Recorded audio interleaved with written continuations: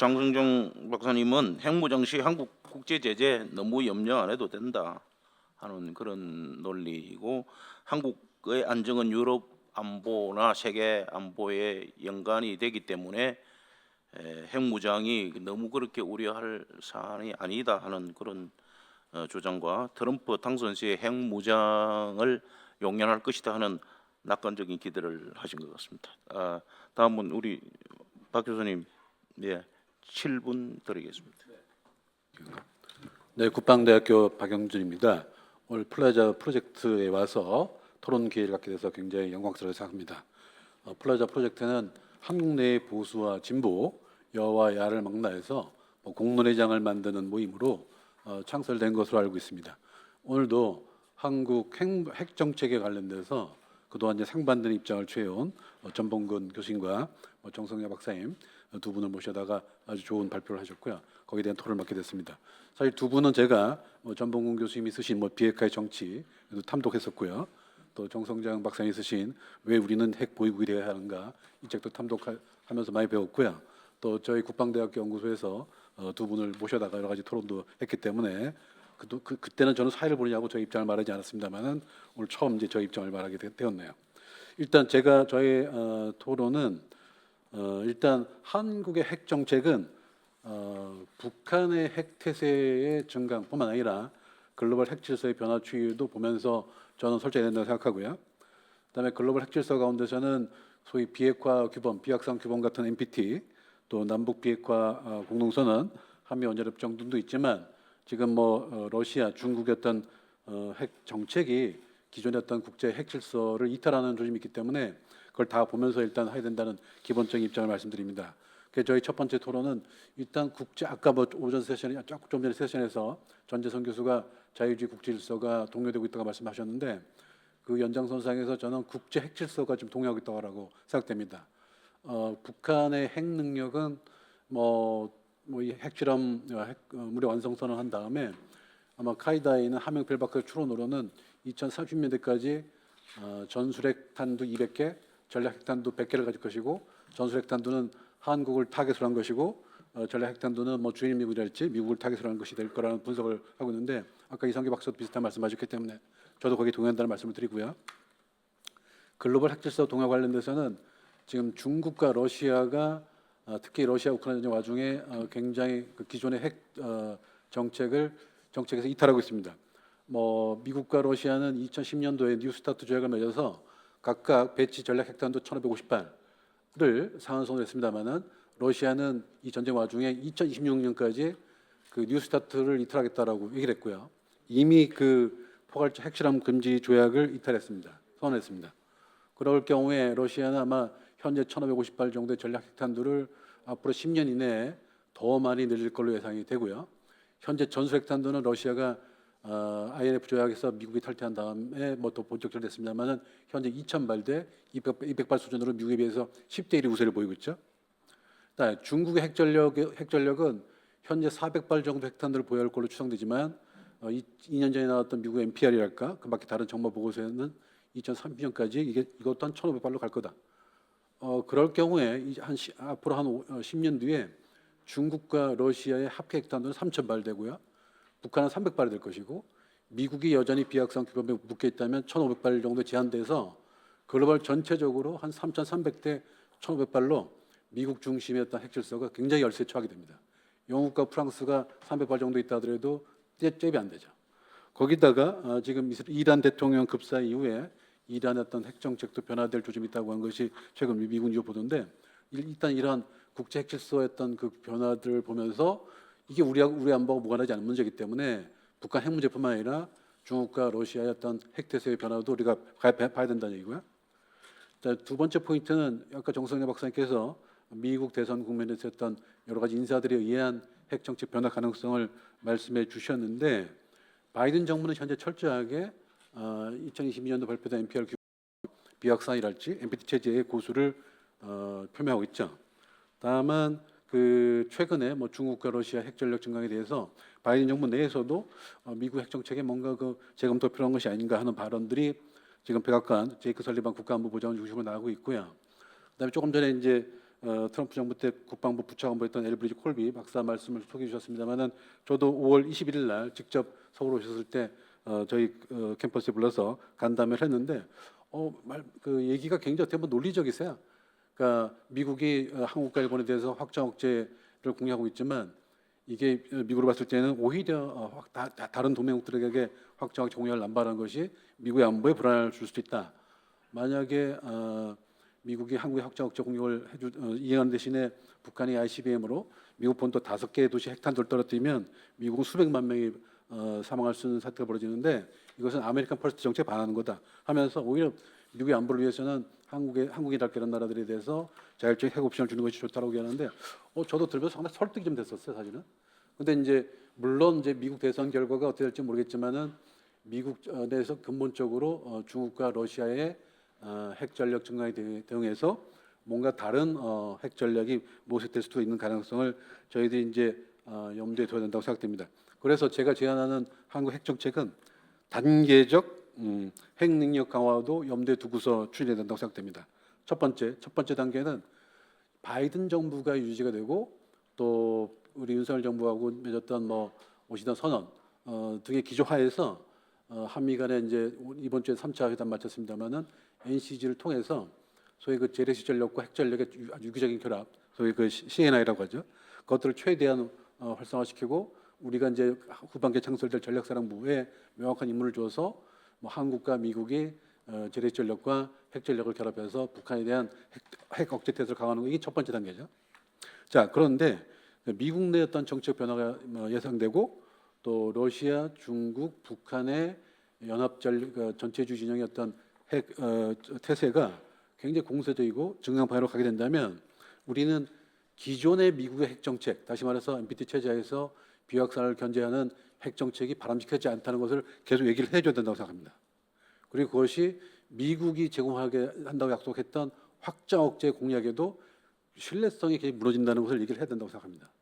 다만 미국이 이제 한국과 한국의 어떤 발언에 대해서 신뢰성을 가지지 않을 수가 있었기 때문에 저는 한국이 미국의 어떤 동맹으로서 신뢰를 가질 수 있는 군사적 기여를 해야 된다고 생각되는데 가령 지금 현재 미국도 그렇고 일본도 그렇고 한국도 그렇고 원자력 발전소를 다수 20개, 40개, 90개 정도 가동하고 있습니다만은 이 핵 연료, 원자력 연료를 러시아에 많이 의존해 왔죠. 미국에서도 러시아에 대한 의존도를 줄이려고 하는데 한국, 일본이 협력해서 미국의 어떤 원자력 연료들을 같이 생산하는 데 협력한다랄지 아니면 지금 미국이 중국에 대해서 중국이 현재 해군 함정 400여 척 가지고 있는데 미국은 트럼프 정부 때 360척까지 가지고 했다가 그게 성사가 안 됐어요. 안 되고 있어요. 현재 280척, 290척이거든요.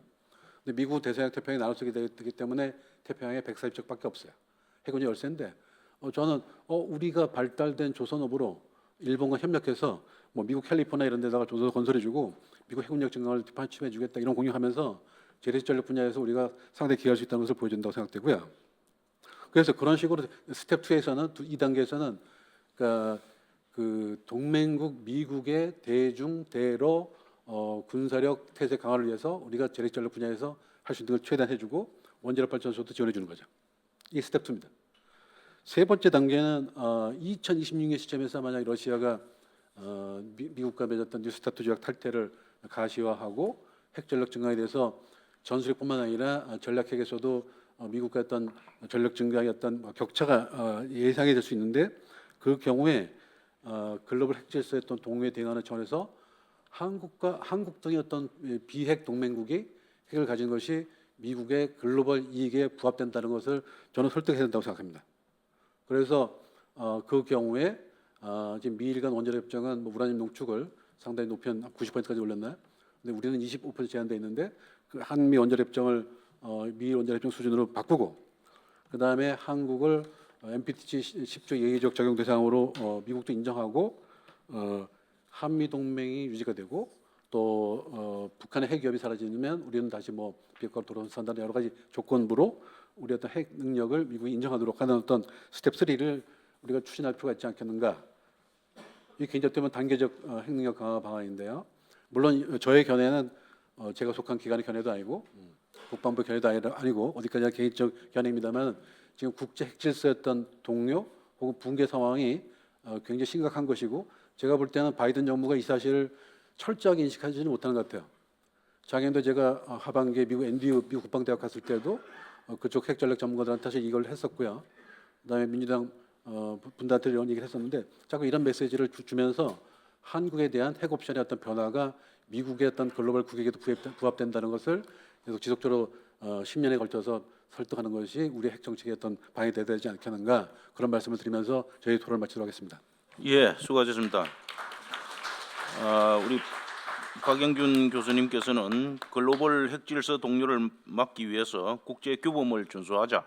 그리고 한국의 핵 정책 방향은 스텝 바이 스텝 단계적으로 시나리오별로 추진하자. 미국의 확장 억제의 그 어떤 약화가 되면은 그때 상황에 유동적으로 대처하자 하는 그런 말씀을 해주셨습니다. 감사합니다.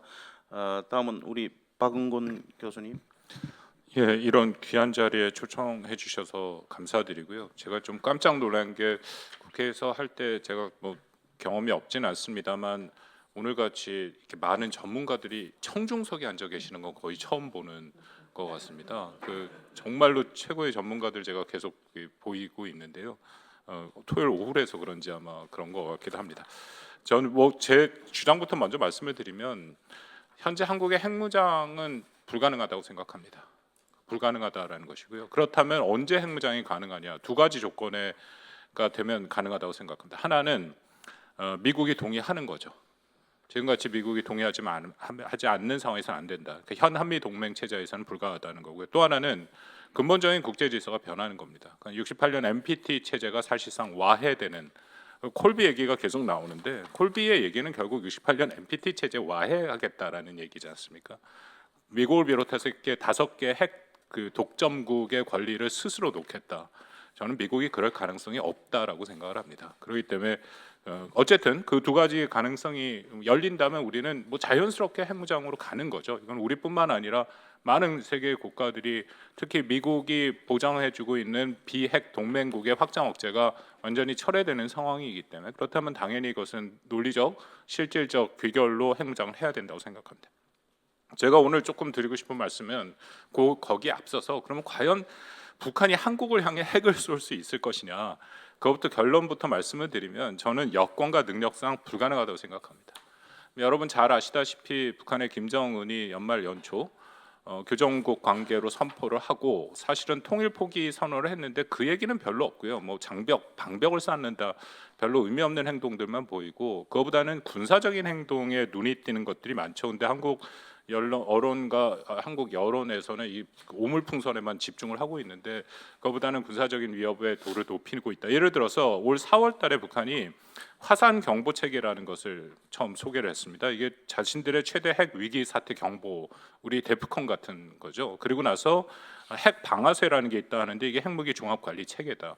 이것을 실질적으로 지난 5월 31일 김정은이 직접 나와서 보여줬습니다. 자기가 당 중앙위 군사위원장으로 결정을 했고 비밀 암호가 지령이 내려갔고 일선부대 하달돼서 KN-25 핵 저위력 핵을 탑재한 25를 사용하는 그 모습까지 보여줬는데 여기에도 좀 한계가 벌써 읽힙니다. 왜냐하면 이런 행동을 하게 된 것은 우리가 5월 27일 우리 공군 F-35 스텔스기를 동원해서 포함해서 한국 공군 전투기가 비행 금지선까지 이건 사실 북한을 타격할 수 있다라는 걸 공개적으로 보여준 건데 여기에 대한 대응이거든요. 그럼 즉각적 대응이 이루어져야 되는데 4일 걸렸습니다. 시간이 걸리고 여전히 뭐 여기에 기술적인 정치적인 한계는 있다. 더 큰 거는 저는 북한의 핵 전략을 보면 제일 안타까운 순간이 2019년 5월이라고 생각합니다. 그 당시에 북한이 KN-23으로 불리는 저위력 탄도미사일 분명하게 한국을 겨냥할 수 있는 미사일을 처음 시험 발사를 했죠. 그때 이미 저는 이것이 일종의 게임 체인저가 될 것이다. 이전에는 북한이 미국을 향해 공격 능력을 배양했다면 이제는 한국을 향한 공격 능력이다. 이건 막아야 된다 얘기를 하는데 매우 안타깝게도 당시에 한국 정부, 미국 정부 다 별일 아니다라는 식으로 넘어가 버려서 지금 현재의 위기가 되고 있다라고 판단이 됩니다. 북한이 그 다음에 계속 보여주는 것은 자신들의 재래전과 핵전을 같이 초반에 쓰겠다. 2022년 4월달에 김여정의 담화, 4월 25일에 우리가 4.25 독트린이라고 불리는 김정은의 명확한 방침으로 자신들은 전쟁 초기에 전쟁의 주도권을 확보하기 위해서 저위력, 전술핵을 사용하겠다라는 얘기를 하고 그 다음부터 지금까지 계속 그것이 좀 믿어달라는 얘기를 계속 하고 있죠. 저는 이것이 한계가 있을 수밖에 없다라는 게 한번 상황을 좀 깊이 들어가서 생각해 보면 정말로 북한이 전술핵을 한국을 향해 쏠 수 있을 것일까? 쏜다면 어떤 목표일까? 쏜다면 일단은 하나 갖고 안 됩니다. 한미가 갖고 있는 미사일 방어 체계를 뚫기 위해서는 다량의 미사일을 동시에 쏴야 되고요. 특히 유의미한 타격을 한국한테 주겠다 하는 것은 큰 위력의 탄두를 써야 되고, 그리고 한국과 북한은 워낙 그 전장 규모가 좁아서 이 대규모 민간인 피해가 발생한 것은 뻔히 보이는 상황입니다. 이 말씀을 드리는 건 북한이 어떤 종류의 핵을 사용을 하던 그것은 많은 한 10종류 정도까지는 같이 쏘고 이른바 섞어 쏘기가 돼야 되고 그건 전면전이죠. 그 정도의 핵을 쏜다라면 한국과 미국이 갖고 있는 한미 동맹 차원에서 모든 선택지가 다 열려서 이것은 전면적으로 대응을 할 수밖에 없다라는 거. 근데 여기서 가장 큰 문제는 북한이 미국은 한미는 북한에 대해서 확실한 응징 보복 능력이 있습니다만 북한은 미국과 한국에 대한 응징 보복 능력이 없습니다. 아까 전범근 교수님 말씀하신 20년 저는 그때 되더라도 과연 응징 보복 능력이 정말 북한이 그것을 가질까에 대해서 상당히 의구심이 되고요. 반면에 미국이 정말 핵을 쓸 건가? 미국의 핵 옵션은 열려 있습니다. 2018년에 미국의 핵 태세 검토 보고서에도 나와 있고 거기에 따르면 2020년에 실전 배치된 게 있죠. 저위력 탄두 W76-2가 SLBM으로 배치가 돼 있습니다. 그러니까 이 옵션을 포함해서 만약에 북한이 핵을 쓴다면 미국은 가능한 여러 가지 것들을 다 쓸 수 있다. 다시 말씀드리면 확증 보복 능력이 없는 국가가 핵을 먼저 사용한다는 것은 자살 행위입니다. 저는 북한의 김정은이 저는 한반도에서 가장 부자라고 생각하는데 자기의 모든 걸 걸고 이런 자살 행위를 할 가능성은 좀 없다라고 생각합니다. 또 하나는 한국이 핵 공격을 받을 때 미국이 과연 응징 보복을 할 거냐. 이 부분이 계속 논리가 그 드골 얘기가 계속 나오는데요. 저는 만약에 정말 북한이 미국 본토에 대한 실질적인 타격 능력을 보여주고 그것이 정말 근접했다면 오히려 그간의 미국의 전략은 우리가 충분히 봐왔습니다. 오히려 훨씬 더 미국은 공세를 강화하는 적의 위협을 선제적으로 제거하는 것을 포함해서 공세를 강화하는 방향으로 갈 가능성이 훨씬 높습니다. 그냥 북한의 위협에 굴복해서 우리 더 이상 그러면 안 건드려 그건 아니다라는 거죠. 마지막으로 한 가지만 더 말씀드리겠습니다. 그런 전술핵 재배치도 저는 반대를 하는데 전술핵을 재배치되는 것은 북한한테 어떤 의미를 주냐면 북한이 저위력 핵을 성공적으로 사용한다면 미국이 거기에 준하는 저위력 핵으로 대응을 하겠다. 동종 동량이다. 지금 한미가 북한한테 보내고 있는 메시지는 그런 거 아니지 않습니까? 북한이 핵을 사용하면 미국의 핵 전력을 포함해서 한미의 모든 전력을 활용해서 정권의 종말이다. 저는 핵을 사용하겠다라는 북한이 핵을 쓰면 미국이 핵으로 대응한다는 것보다는 정권의 종말이라는 게 북한 체제의 특성상 훨씬 더 위협적입니다. 안타깝게도 북한 같은 경우에 핵으로 대응을 해서 북한 주민 수십만 명이 죽더라도 김정은 체제만 남아 있으면 거기는 끝도 없습니다. 오히려 정권의 종말이라는 게 이건 제 얘기가 아니야. 그래서 김정은이 지난 얘기가 나온 후에 여기에 대해서 자기가 스스로 여러 차례 얘기를 하면서 신경질적인 반응을 보이고 있거든요. 그만큼 억제가 작동한다고 생각하고요. 트럼프 얘기가 많이 나오는데 아무도 모릅니다. 다만 2016년, 20년 트럼프를 저도 연구를 했습니다만 이 사람은 비용 편익적으로 보기 때문에 오히려 동맹의 비용을 부과하기 위해서라도 비핵 동맹국의 확장 억제를 거둘 가능성은 저희는 더 없다고 생각합니다. 그렇게 되면 트럼프가 좋아하는 이른바 쇼미더머니 동맹국의 팔을 비틀 수단이 없어집니다. 이상입니다. 감사합니다. 예, 수고하셨습니다. 우리 박원근 교수님 한마디로 표현하면 김정은 뻥치는 것은 겁먹었기 때문이다. 보복 능력이 없다 하는 그런 말씀으로 요약할 수 있겠습니다. 다음 태용 교수님, 의원님, 7분 드리겠습니다. 예, 오늘 저를 여기에 초청해서 이렇게 발언할 수 있는 기회를 주신 데 대해서 대단히 감사를 표시하고요. 저는 그 세 가지 점에 대해서 좀 말씀드리고 싶습니다. 과연 앞으로 우리가 북한과 협상과 대화를 잘 한다면 이 북한의 비핵화를 실현할 수 있는 이런 목표나라는 걸 좀 먼저 말씀드리겠습니다. 제가 전봉근 교수님께서 쓰신 북핵 위기 30년이라는 책도 보면 거기에 아쉬운 점이 많더라고요. 뭐 제재다운 제재도 한 번도 못했고 또 인센티브다운 인센티브도 뭐 별로 하지 못했다. 그런데 여기에 대한 아쉬움들이 많은데 그럼 과연 우리가 지난 북한과의 북핵 외교 30여 년을 뒤돌아볼 때 정말 우리가 그때 이렇게 했으면 뭐 북한이 좀 포기했을 것 같고 이런 그런 변곡점이나 기회가 있었을까 이런 점에 대해서 제가 말씀드리면서 서두에 이 실질적으로 북한이 지금까지 북핵 외교를 하면서 많은 숨바꼭질과 대화도 하고 막 이랬는데 이건 그저 쉽게 우리가 압축해서 보면 북한은 전혀 비핵화 의지가 없었습니다. 예, 없었는데 여러 가지 상황상 보면서 비핵화 할 듯 하기도 하고 남간에 봉착하면 뭐 육자회담도 나가기도 하고 공동성명도 만들며 이러면서 결국은 온앤오프로 했지만은 지속적으로 핵을 개발시켰다 이 점을 말씀드리고 다른 하나는 이 북한의 군사적인 구조와 관련되어 있습니다. 지금 김정은 정권에 올라가서 2013년 핵경제 병진 노선을 이제 당 전원회에서 채택했습니다. 그때 북한이 북한 주민들을 향해서 전원회의 결정서를 발표하는데 이런 대목이 나옵니다. 새로운 병진 노선의 참단 우월성은 국방비를 추가적으로 늘리지 않고도 전쟁 억제력과 방위력의 효과를 결정적으로 높일 수 있다. 이런 표현이 나옵니다.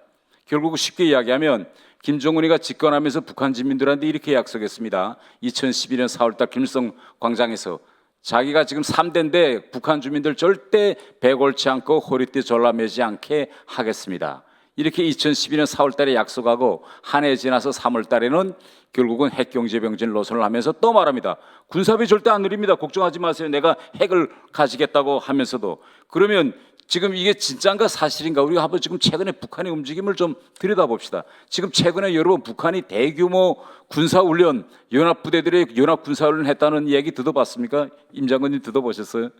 지금 우리 가끔 언론에 나옵니다. 최근에 북한이 미사일 이거 발사 시험 사격 훈련하는 거 보시죠. 다 비행장에서 합니다. 또 얼마 전에 신문에 나왔는데 북한의 평양에서 가장 가까운 강동 비행장을 완전히 다 온실을 만들었더라. 지금 북한군은 매해 김정은으로부터 한 해에 주택 10,000세대를 지려고 몽땅 다 지금 주택 건설장에 나가 있습니다. 지금 여러분 북한과 같은 경제력에서 한 해에 집 10,000세대씩 우리가 보기에도 정말 하나의 큰 신도시 같은 걸 1년에 하나씩 지금 완성하며 나가고 있죠. 그러면 이런 일들이 왜 가능하겠습니까? 쉽게 이야기하면 북한은 이제는 재래식 전력에 돈 쓰는 건 거의나 포기하고 핵 미사일 위주 방향으로 가고 있는 겁니다. 쉽게 이야기하면 북한의 핵을 가지고 이걸로 가는 거는 돈이 없고 가난하기 때문에 가난한 빈자의 결국은 최후적인 대책이 핵 무기다. 이렇게 저는 생각하기 때문에 이걸 북한이 왜 포기하겠습니까? 이건 저는 절대 포기하지 않을 거다 이렇게 생각합니다. 다른 하나는요. 지금 우리도 대한민국도 겪고 있고 북한도 똑같이 겪고 있는 문제가 바로 저출생 문제입니다. 지금 북한은 유엔에다가 저 합계 출산율 1.3이라고 보고했지만은 이것도 역시 뻥입니다. 지금 북한은 이미 오래전에 1선을 무너졌습니다. 지금 우리 합계 출산율이 지금 0.6으로 지금 다가가고 있다고 아우성 치지 않습니까? 일본은 1.2인데 합계 출산율이 북한은 이제 1% 선이 조만간에 무너질 겁니다. 그러면 남과 북은 쉽게 이야기하면 이제는 싸울 수 있는 재래식 전쟁을 할 수 있는 20대, 30대 젊은이들이 점점 고갈되어가는 이런 상황인 겁니다. 이러한 모든 상황을 북한은 구체적으로 들여다보고 있기 때문에 앞으로 대규모 병력을 이용해서 우리가 소위 상상했던 그런 재래식 전쟁은 현실에 이제 맞지 않는다. 결국은 최근 지금 우크라이나 전쟁터에서 지금 일어나는 상황을 보십시오. 군대와 군대끼리 싸우고 육박전하고 부대끼리 뭐 기동전하고 이런 거 있습니까? 100% 다 미사일, 포사격, 드론 이런 거로 싸우는 이런 방향으로 북한도 지금 신속히 군사적 전략을 수정하고 있다. 그래서 우리가 뭐 별의별 좋은 인센티브를 다 줘도 북한은 핵을 포기하지 않을 것이다. 이걸 좀 말씀드리겠습니다. 다음 하나는 제가 이제 다음 그 체제로서는 뭘 잡았는가 하면 이번에 지금 남북 풍선 지금 전단 대결이 지금 있는 그다음에 김정은의 적대적 이제 두 개 국가론을 지금 김정은이가 적극적으로 지향하고 있는데 흔히 지금 학계에서는 좀 이거 비핵화 문제에서 이젠 좀 우리가 전환적인 발상을 좀 하자. 북한이 요구하고 있는 체제 인정 이거 좀 들어주고 진짜 그래서 이거 비핵화로 가는 길을 이젠 채택해야 되지 않느냐. 2018년 판문점 선언 또 6.12 미북 공동선언에서 김정은이가 시종일관 요구하는 게 체제를 보장해달라. 체제 안전 보장 문제입니다. 예, 문재인 정부 들어와서 우리 정의호 실장이 북한에 갔을 때도 그러면 우리가 이제는 과연 일각에서 주장하는 것처럼 북한의 체제 안전 보장 요구를 들어줄 수 있느냐 없느냐, 그 체제 안전 보장이라는 게 도대체 무슨 내용이냐, 이걸 우리가 객관적으로 저는 들여다봐야 된다. 쉽게 이야기하면 체제 안전 보장 요구는 북한이 일차적으로 요구하는 한미 연합훈련 중단이라든가 주한미군 철수 이런 군사적인 요구도 있지만은 더 중요한 게는 북한의 김정은의 이 세습 체제 이거 흔드는 말하자면 북한 체제에 저해가 되고 위협이 되는 일체 모든 활동 다 하지 말자는 겁니다. 두 개 국가로 인정하고, 예. 그래서 풍선도 날리지 말고 북한 체제 흔드는 정보 유입 이런 것도 하지 말고 국제 무대에서 북한을 향한 모든 인권 이런 흐름 이런 거 다 몽땅 다 그만두고 두 개 국가로 다 인정해 달라 이건데, 우리는 자유민주주의 체제의 그런 고유한 특성상 군사적 분야에서는 체제 보장해 주기 위해서 9.19 군사합의라든가 여러 가지 북한과 군사적 합의를 맺을 수 있겠습니다. 그러나 북한의 이 체제, 이 포괄적인 체제 안전 보장 요구, 저는 우리 체제의 특성상, 미국의 체제 안전 특성상 저는 이건 과연 받아들일 수 있는 요구냐, 이 점을 좀 저는 지적하고 싶고, 마지막으로 북한의 핵 개발에서 우리가 참고해야 될 점들이 뭘까라는 걸 좀 말씀드리고 싶습니다. 제가 이게 북한 핵 외교에서 30여 년 동안 거기에 몸담고 있으면서 제가 느낀 점은 뭔가 하면, 북한이 실제 핵무기 개발을 향해서 걸음걸음 나가고 있을 때 북한이 생각했던 것보다는 북한에 대한 국제적인 경제적인 정치적인 제재가 훨씬 약했다는 겁니다. 그래서 지금 우리가 계속 토론할 때 만약 우리 대한민국이 핵 개발로 나가면 정말 NPT 체제에 위협이 되고 미국이 어떤 경제 제재를 가라고 중국과의 관계가 어떻게 될 것이고 많은 얘기들을 하시는데, 제가 느낀 거는 과연 세계가 그렇게 이를 갈면서 우리한테 달라붙을까? 북한과 같은 저런 비정상적인 국가가 핵을 개발할 때도 그렇게 안 나왔는데, 쉽게 얘기하면 2017년에 북한이 첫 핵실험을 할 때 여기에 대해서 내부적으로 대단히 오랫동안 난상 토론이 있었습니다. 할 거냐 말 거냐, 만약 한다면 어떤 일이 벌어지고 있겠느냐. 제가 그때 영국에 있었을 때 만약 외교관계에 북한이 핵을 실험했을 때 영국과 유럽 나라들이 어떤 조치를 취할 것이냐, 그걸 리스트를 다 만들어서 보고해라 이렇게 했는데, 그때 저희들이 보고한 건 뭔가면, 만약 북한이 1차 핵실험을 하면 김대중 정권 이전 시기에 북한과 서방과의 관계로 되돌아갈 거다. 쉽게 이야기하면 2000년대 들어와서 해협 정책 때 북한과 서방 나라들이 다 외교관계를 맺었습니다. 김대중 대통령이 요구해서. 그러면 1차 핵실험을 한다면 결국은 이 모든 정책, 유럽 나라들이 주장했던 비판적 관여 정책의 실패로 보고 외교관계 다 끊을 것이다. 이렇게 저희들은 생각했어요. 두 번째는 뭐냐면, 북한 간부들 모든 해외여행 다 금지시킬 것이다. 모든 항공사에서. 근데 북한은 이게 대단히 중요한 문제입니다. 북한은 벌써 60대 고령이 들어들면 간부들이 수많은 병에 걸리는데 북한의 의료 시스템에서는 이거 치료할 수가 없어요. 그래서 다 어디 가서 치료하느냐? 프랑스, 독일, 싱가포르, 말레이시아 해외에 가서 다 치료하고 들어옵니다.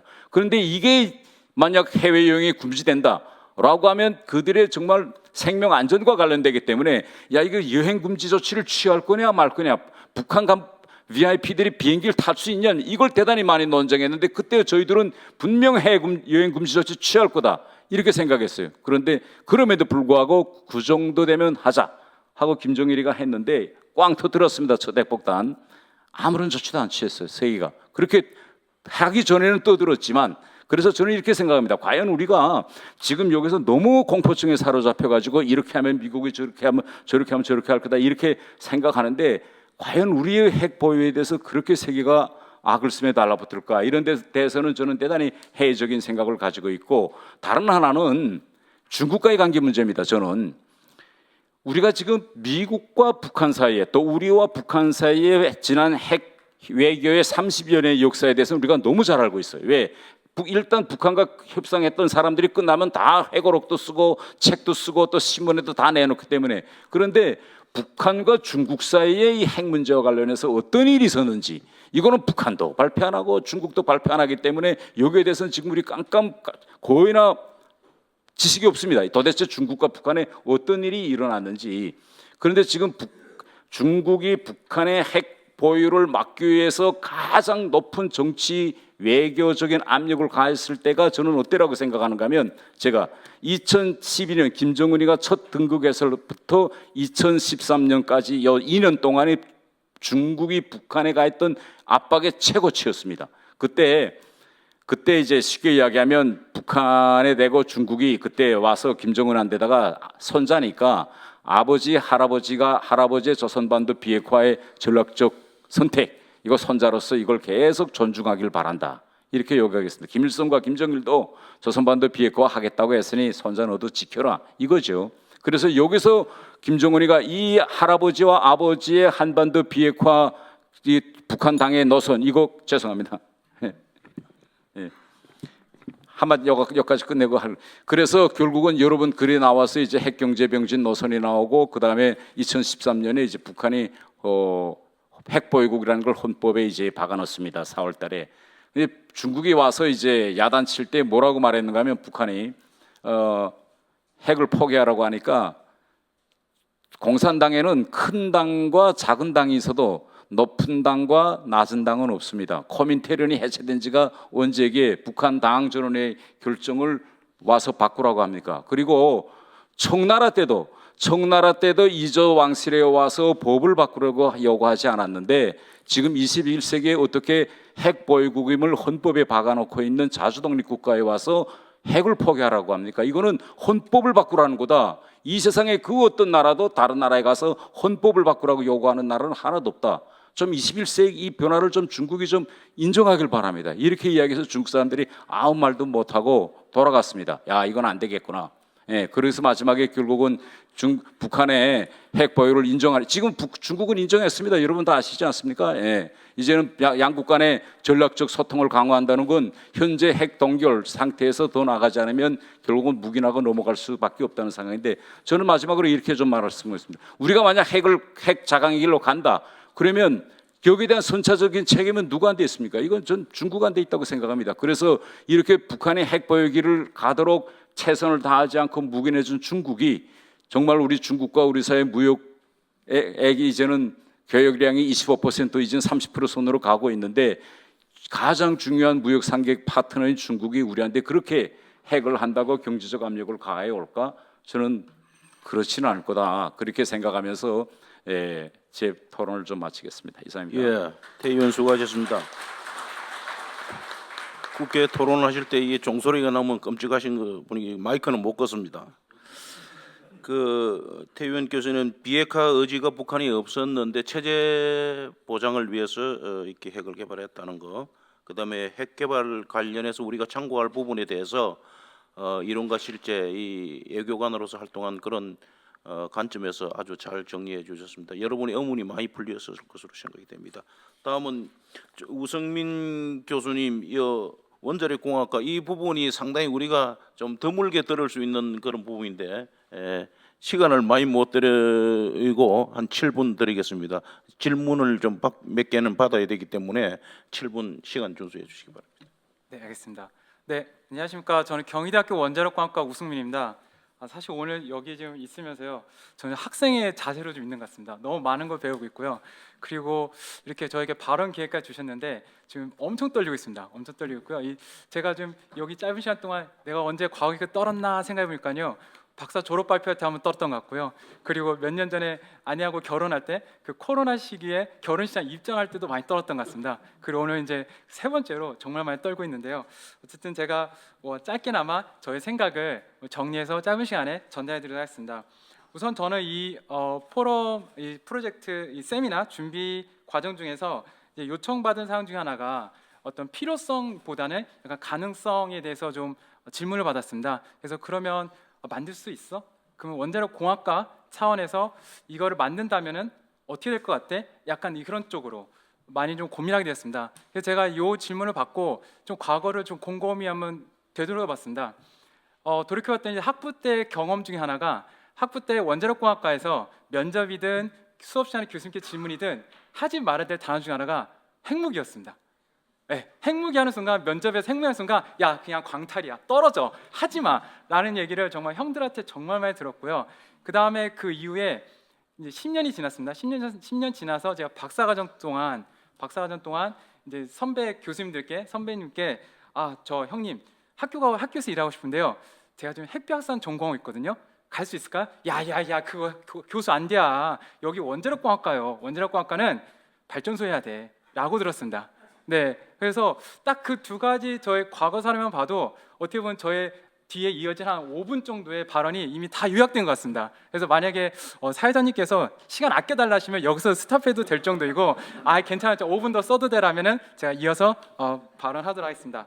네, 너무 오늘 앞쪽에서 전문가분들께서 이 핵무기의 필요성에 대해서 너무 잘 얘기해 주셨습니다. 그래서 저는 아까 말씀드린 대로 그럼 우리가 원자력 공학과 차원에서 원자력 핵무기를 만들기 위해서 필요한 거는 핵시설과 핵물질인데 그래도 어느 공학과보다 핵물질과 핵시설에 대한 이해도가 높은 게 우리 아닌가라는 생각을 했고요. 그래서 그런 차원에서 우리가 핵무기를 만든다면 원자력 공학과가 어떻게 될까, 어떤 영향을 미칠까에 대해서 살짝 고민해봤습니다. 그래서 첫 번째 제가 했던 거는 평소에 잘 안 하는 것 중 하나인데 원자력 공학과의 목표가 뭐지? 라고 하면서 한번 쑥 찾아봤습니다. 그래서 우선은 제가 소속돼 있는 경희대학교 한 군데를 찾아보고 그렇군 하고 그 다음에 조금 더 좀 상징적이고 좀 더 의미 있는 학교 찾아볼까 해서 제가 선택한 학교가 네 학교가 됩니다. 그래서 서울대학교 원자력공학과, 카이스트 원자력 및 양자공학과, 한양대학교 원자공학과, 그리고 경희대 원자력공학과 이렇게 네 학교를 위주로 한번 운영 목표와 교육 목표를 한번 찾아봤습니다.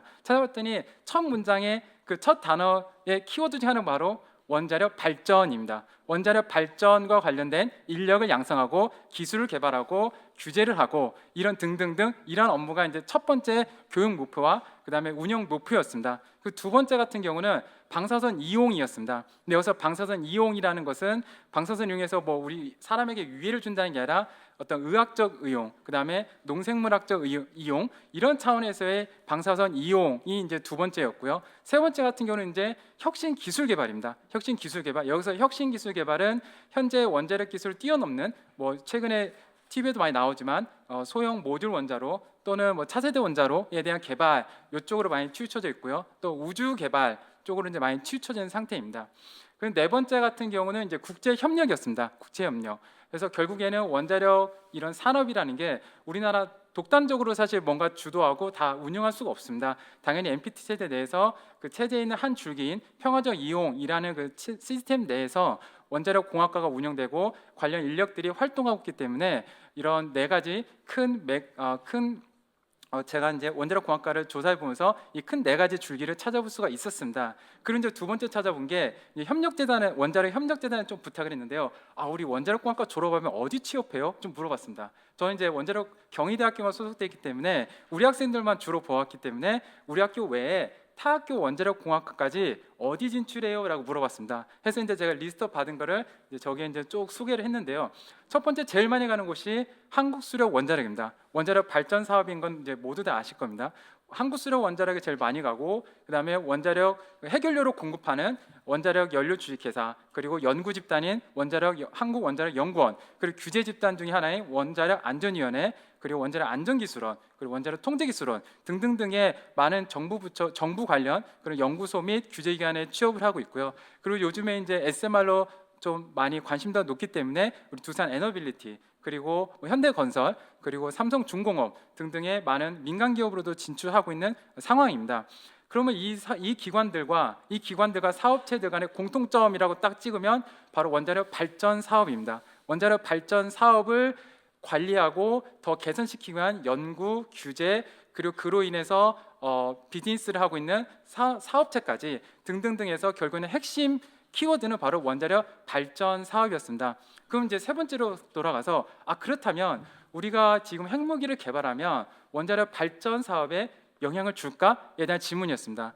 이미 정몽근 교수님께서도 언급하셨지만 우리나라에 현재 20여 개의 가압경수로가 있습니다. 이 가압경수로는 원자로의 특성상 농축 우라늄을 씁니다. 근데 농축 우라늄 중에서도 핵무기급이 아닌 이제 저농축 우라늄 약 3에서 5% 정도 농축된 저농축 우라늄 쓰는데 이 저농축 우라늄은 우리가 생산할 수가 없습니다. 현재 다 외국에서 이제 수입을 하고 있고요. 이런 수입 체계는 우리가 전체 NPT 내에서도 이제 수출입 통제라고 하는 쟁거위원회와 그다음에 뉴클리어 서플라이 그룹이라는 원자력 공급국 그룹 내에서 평화적인 목적으로만 수출입을 허용하고 있습니다. 그래서 제가 이제 수출입 통제에 관련하신 분께 전화를 했습니다. 전화해서 물어봤습니다. 제가 내일 당장 고농축 우라늄 수입하면 우리나라 발전소 문 닫아야 되나요? 했더니 하하 웃으면서 안 그래요 그러더라고요. 그래서 그 이유 중에 하나는 이유는 그렇습니다. 우리나라가 아무리 고농축 핵무기 개발한다고 해서 고농축 우라늄을 수입해 오든 만들든 간에 만약에 우리가 수입구가 농축 우라늄, 전농축 우라늄 수입국한테 야 팔아주세요라고 했을 때 그 수입국이 수입국 자체에서 안 해 라는 결정만 안 내리면 수출할 수 있다고 합니다. 하지만 전 세계가 특히 뉴클리어 서플라이 그룹이나 NPT 체제 내에서 그리고 국제 원자력 기구가 다 감시하고 있기 때문에 사실상 수출이 어려울 거다. 즉 우리나라 입장에서는 농축 우라늄 수입이 어려울 거다라는 이제 대답을 들었습니다. 들으면서 이제 저도 머릿속에 정리가 쭉 되고 그래서 이제 저의 결론은 지금 핵무기 개발하면 원자력 관광가 문 닫을 수도 있겠네라는 것이 제 결론 중에 하나였습니다. 그래서 조금 더 부드럽게 말하면 좀 부정적 영향을 많이 줄 수 있겠구나라는 생각을 좀 많이 했습니다. 그러면 이제 사실 그다음 질문 던질 수가 있습니다. 그러면 원자력 공학과 차원에서 뭐 아이디어 없어요? 생각 없어요? 그렇죠. 그래서 이제 한 가지 더 준비한 것이 이제 앞전에서도 나왔던 이야기를 하는데 서른 장군님께서도 말씀하셨는데 핵 잠재력이라는 이제 단어를 쓰셨죠. 이제 저는 핵 잠재력에 대해서 좀 더 저도 개인적 의견이 있어서 조금 더 첨언을 드리면 이 핵 잠재력이라는 것은 제가 생각하는 것은 이제 우라늄 농축 시설과 재처리 시설의 우리나라의 도입이라고 생각합니다. 그러면 우라늄 현재 이 두 시설은 당연히 비평화적인 목적인 핵무기를 만드는 데 쓸 수 있죠. 하지만 우리가 이 두 녀석을 평화적 목적으로 충분히 쓸 수가 있습니다. 그리고 평화적인 목적 안에 쓸 수 있게 가다두고 있는 그 규제 체계가 바로 원자력 안전 조치입니다. 이 원자력 안전 조치는 국제 비핵화산 체제에서 가장 중요한 체제 중에 하나입니다. 그래서 이제 결론을 말씀드리면 우리가 만약 북한이 이런 우리 포텐을 이런 잠재를 가졌을 때 무시할 수도 있다. 그럴 수도 있죠. 하지만 우리가 만약에 옆에 김밥을 만들 수 있는 시금치와 계란과 밥을 다 깔아놓고 비록 우리가 김밥 옆구리 터진 김밥을 만들 수도 있습니다. 하지만 우리가 김밥 만들 수 있는 재료를 깔아놓는다면 그 위에서 봤을 때는 상당한 위협이 될 수 있고 그다음부터 조금 더 저희랑 얘기할 수 있는 계기가 되지 않을까 생각했습니다. 그래서 이것으로 제 발언을 마치겠습니다. 감사합니다. 네. 수고하셨습니다. 시간이 지금 몇 분 안 남았기 때문에 여러분을 대신해서 제가 좀 도발적인 질문을 먼저 드리도록 하겠습니다. 전봉 교수님, 북한 핵의 감추어진 진실이라는 권영근 박사의 책을 보면은 미국이 북한 핵을 종용했다 하는 이런 허용했다는 것이죠. 왜냐하면은 미순이 호순이 사건 나고 나서 양키 고홈하는 이것 때문에 북한에는 있는데 우리는 없는 무언가가 있어야 주한미군을 고홈 안 한다 하는 이런 의견이 있습니다. 그런데 이 책을 쓴 권영근 박사는 외교 문서를 확인해가지고 문서 근거에 의해서 주장을 하고 있는데 본인은 여기에 대해서 토론을 하고 싶어 하는데 그 권영근이 자빨 아니냐 하는 이런 이야기만 하지 논리적으로 근거를 어떤 부정을 하거나 그거를 하는 사람은 없었다 하는 거기에 대해서 점 교수님은 어떻게 생각하시는지 간략하게 말씀해 주시고 그 다음에 그건 우리 박영준 교수님 한미 협조, 한미 안보 조약, 한미 상호 방위 조약과 미일 안보 조약은 잘 돼 있는데 지금은 미국이 한미일 상호 협조나 원만한 관계를 요구하고 있는데 그것이 잘 될 것인지 또 그거를 가로막는 원인이 뭔지에 대해서 간략하게 좀 답변해 주시기 바랍니다. 간단히 말씀드리겠습니다. 대부분 사람들이 그 NPT 체제가 얼마나 강건한지 굳건한지에 대한 인식이 그렇게 많지 않은 것 같습니다. 그런데 제가 볼 때는 이것은 1970년에 만들어진 이후에 계속해서 지금까지 내려오면서 많은 나라의 국내 입법화 그리고 그 새겨져서 많은 수출 통제 레짐에 가지고 엄청난 틀이 만들어져 있습니다. 그래서 어떤 한 나라가 그걸 훼손한다고 해서 뒤집어지는 건 아닙니다. 미국이 자기들이 중국에 대항하기 위해서 인도와의 원자력 협력을 하겠다 했는데 그것을 다른 나라에 아직 설득을 못하고 있습니다. 미국 혼자만 하고 있는 거죠. 그래서 또 미국이 갖고 있는 우리가 현재 농축 제철이가 어렵고 핵무기 만드는 게 어렵다는 것 속에는 저는 한마디로 말씀드리면 미국이 1975년부터 농축 제철이의 추가 확산 금지라는 정책을 채택합니다. 인도가 평화적 시설을 이용해서 핵실험을 하니까 농축 제철이를 갖게 되면 핵실험을 할 수도 있구나라고 그것을 방지하는 정책을 1975년부터 해왔는데 성공했습니다. 그것을 도전한 나라는 세계적인 불량 국가로 알려진 북한과 이란뿐입니다.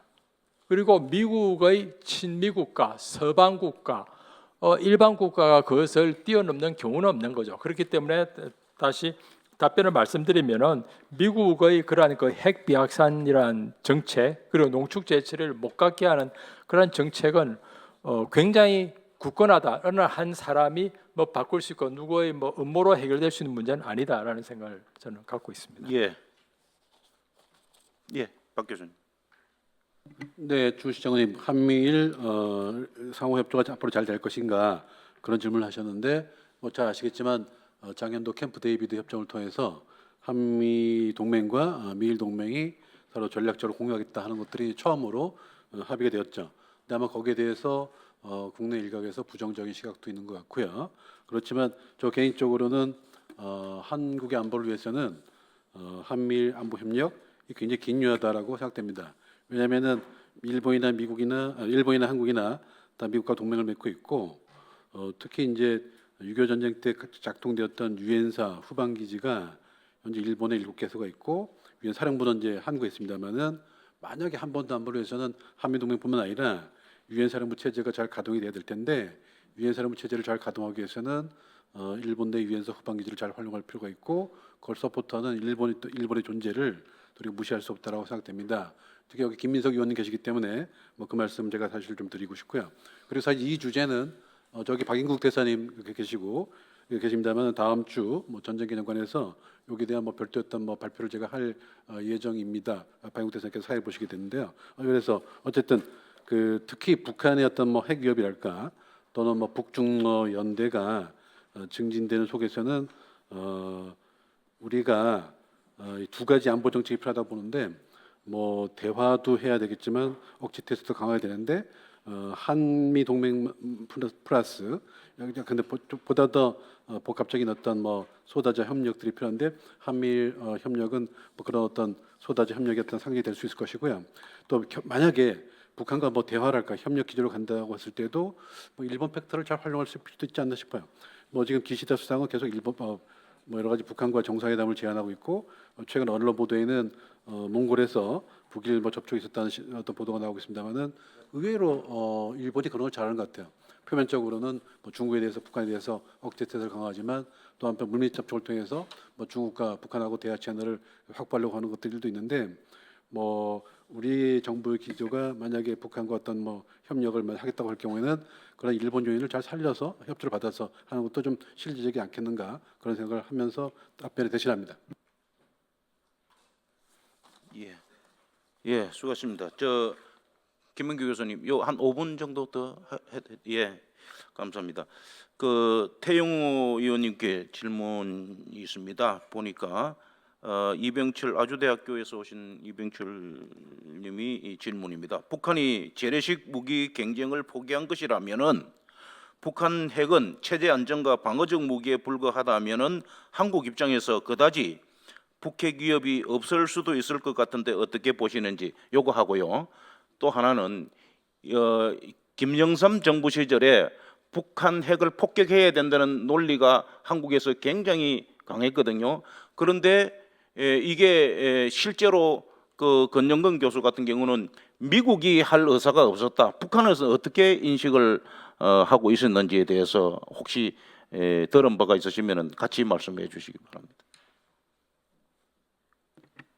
네, 이제 그 질문 첫 번째는 과연 북한이 핵무기를 쓰겠느냐 이에 대한 근본적인 질문인 것 같습니다. 재래식 무기 분야를 포기했다면, 그러니까 북한이 재래식 무기 분야를 포기했다기보다는 지난 시기 김일성, 김정일 때까지는 핵무기 개발을 하면서 그와 동시에 재래식 부문에 대한 투자를 좀 균형을 잡아가면서 지금 했다 이렇게 말할 수 있고, 김정은 체제에 와서 다른 점은 제한된 군비를 가지고 병전 노선이라는 그 제한된 군비를 가지고 북한의 군사력을 유지할 때 기본 선택과 집중의 부분에서 핵 개발에 지금 모든 걸 핵과 미사일 개발에 집중하고 있다, 이걸 말하고 싶고, 저는 북한의 핵무기를 저는 그 한국과의 전쟁을 포기했다고 보지 않고, 저는 북한이 지금 핵 전쟁을 저는 준비하고 있다고 봅니다. 최근에 김정은이가 계속 다니고 있는 지역, 다니고 있는 부대, 또 김정은 주변에서 지금 계속 같이 다니고 있는 군 지휘관들을 보면 다 핵과 관련된 전략사령부 부문에 있는 지휘관들이 군 장교들이 계속 같이 다니고 있습니다. 이것은 김정은이가 우리를 향해서 비단 보여주기식 레토릭 위협이 아니라 현실적으로 실질적인 그런 핵 공격과 관련한 군사적 준비를 저는 하고 있다, 이렇게 저는 생각합니다. 김영삼 정부 시절에 타격하는 북한을 공격하는 게 지금 미국이 그만뒀다, 김영삼 대통령이 클린턴 대통령에게 요구해서 결국은 그만뒀다, 여러 가지 이제 이슈가 있는데, 그때 당시 이제 마지막에 카터가 가지 않았습니까? 카터가 갔었는데, 그때 당시 이제 북한이 가장 깜짝 놀라는 사건이 하나 있었습니다. 제네바에서 핵 회담을 하고 있었는데, 아무리 미국이 북한을 향해서 핵을 포략하게 하라고 설득해도 설득해서 듣지 않으니 갈루치가 그 회담장에서 자기가 가지고 나왔던 책, 이 회담 원고들의 이 노트를 이렇게 탁 덮었다, 이렇게 탁 손을 려가지고 탁 덮으면서 당신들과는 더는 대화가 이게 말이 먹히지 않는구나 하고 자리를 차고 이제 일어나서 나갔습니다, 미국 대표단이. 근데 그때 김정일이 갔다 온 강석주한테다가 그 이야기를 한번 그대로 반복해보라고 몇 번 그때 상황을 몇 번 이야기해서 그 앞에서 갈루치가 했던 그 모든 상황을 다 그대로 재현했습니다. 어떻게 말하니까 어떻게 해서, 그러니까 책을 딱 찍고 책상에다 탁 책을 덮으면서 너희들하고는 대화 말씨가 먹히지 않는 거 안 하고 일어서서 뒤도 안 돌아보고 나갔구나. 그러니까 이걸 보고 그때 김정일은 진짜 미국이 클린턴이 이거 진짜 그때 당시 서지컬 스트라이크, 외과 수술식 타격을 하려고 결심했구나. 그래서 결국은 대화로 돌아섰다. 그래서 북한에서는 그때 클린턴 대통령이 정말 외과 수술식 타격을 결심한 것으로 그때 그렇게 파악했습니다. 예, 정성정 박사님, 우리나라 핵무기 만드는데 시간이 얼마나 걸리느냐, 이렇게 우성민님이 질문하셨습니다. 짧게 말씀해 주시죠. 핵무기 만드는 데 걸리는 시간 말씀하셨나요? 제가 정확히 뒷부분을 못 들었습니다. 죄송합니다. 걸리는 시간이요? 예. 네. 저도 사실 수업 시간에 학생들한테 이런 얘기 들었습니다. 교수님 핵무기 만들 수 있어요? 라고 했습니다. 근데 결국에 그거는 퀄리티의 차이인 것 같습니다. 퀄리티. 여기서 퀄리티라는 거는 얘가 하이 퀄리티의 핵무기를 원하는 건지 아니면은 그냥 데미지를 줄 거, 여기에 만족할 건지 약간 두 개 나눠서 볼 수 있을 것 같습니다. 원자력 발전소의 기본적 원리는 핵 분열입니다. 그리고 핵무기의 기본 원리도 핵 분열입니다. 핵 분열을 모사하는 것은 원자력 공학도로서 어려운 일은 절대 아닙니다. 하지만 순식간에, 특히 플루토늄 탄처럼 순식간에 고압을 줘서 거기서 아주 고폭, 고에너지를 나오게 하는 것은 많은 실험이 필요합니다. 그래서 제가 말씀드릴 수 있는 것은 일부 교수님들은 몇 개월 하고 몇 분은 몇 년이라 말씀할 수 있지만 말씀하시기도 했지만요, 저 역시는 어느 정도 거기에 동의하는 바는 있고요. 하지만 퀄리티를 낮춘다라고 하면은 정말 생각보다 빠른 시일 내내 우리가 한 개 정도는 만들 수 있지 않을까. 그리고 전 세계적으로 보면은 우라늄 탄 같은 경우는 핵실험을 별로 요구하지 않습니다. 우라늄 탄은 생각보다 손쉽고요. 그리고 고농축 우라늄만 갖고 있다라면은 스케메티컬하기라도 아주 그냥 심플하기라도 하나 정도는 생각보다 짧은 시간에 좀 도달할 수 있지 않을까 생각하고요. 이제 또 하이 퀄리티 같은 경우는 좀 얘기가 달라서 그거는 좀 오래 걸리지 않을까 생각했습니다. 네. 수고하셨습니다. 감사합니다.